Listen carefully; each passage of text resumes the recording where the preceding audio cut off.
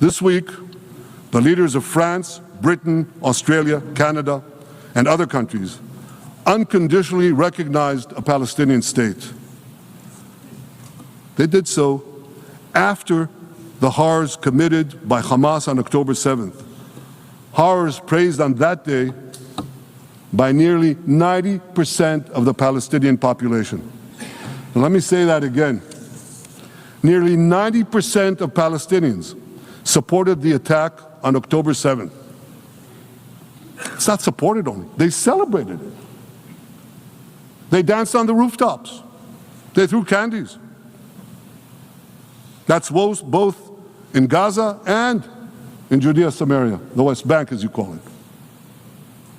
And it's just the way they celebrated another horror, 9/11. They danced on the rooftops, they cheered, they threw candy. You know what message the leaders who recognize the Palestinian state this week sent to the Palestinians? It's a very clear message. Murdering Jews pays off. Well, I have a message for these leaders. When the most savage terrorists on earth are effusively praising your decision, you didn't do something right. You did something wrong, horribly wrong. Your disgraceful decision will encourage terrorism against Jews and against innocent people everywhere.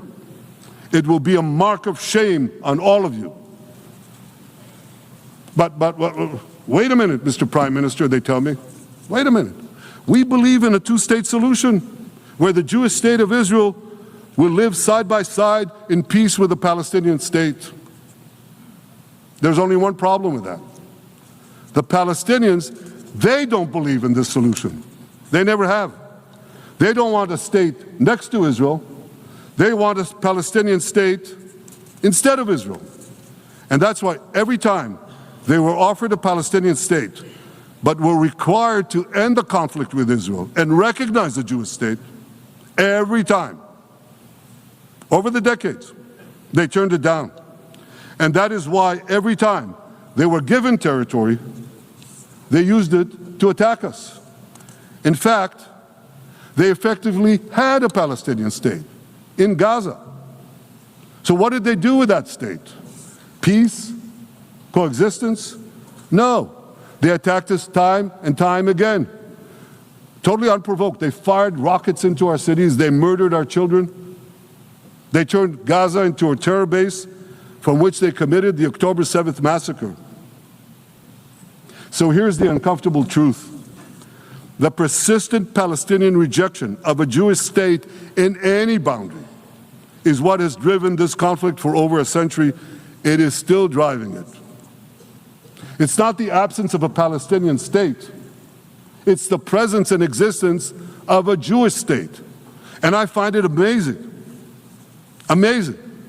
that the foreign chancelleries and the ministries and all those who pontificate about this, and the leaders, how can they not see this basic truth when it is repeated again and again and again ad nauseum? And I want to say something else. This rejection of a Jewish state not only applies to Hamas, it also applies to the so-called moderate Palestinian Authority. You should know that the Palestinian authorities pays terrorists to slay Jews. The more Jews the terrorists slay, the more the Palestinian Authority pays.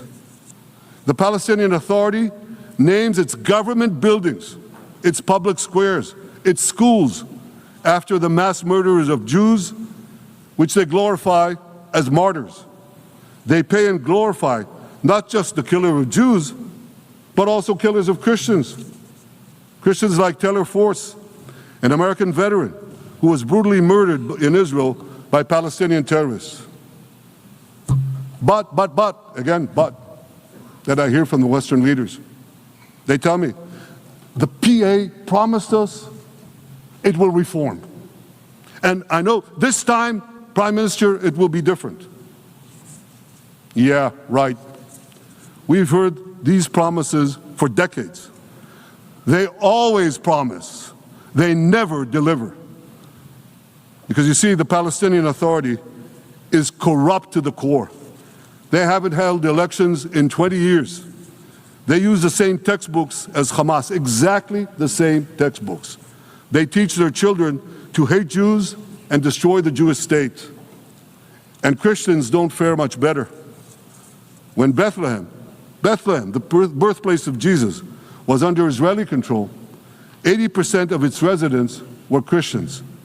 But since the PA took control, that number has dwindled to under 20%. These are the people you want to give a state to?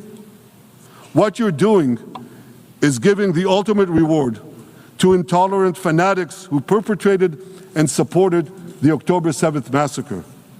Giving the Palestinians a state 1 mile from Jerusalem after October 7th is like giving Al-Qaeda a state 1 mile from New York City after September 11th.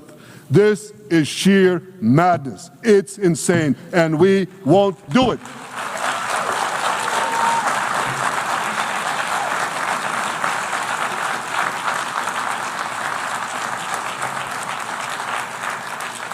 So here's another message to those Western leaders. Israel will not allow you to shove a terror state down our throats. We will not commit national suicide because you don't have the guts to face down a hostile media and anti-Semitic mobs demanding Israel's blood.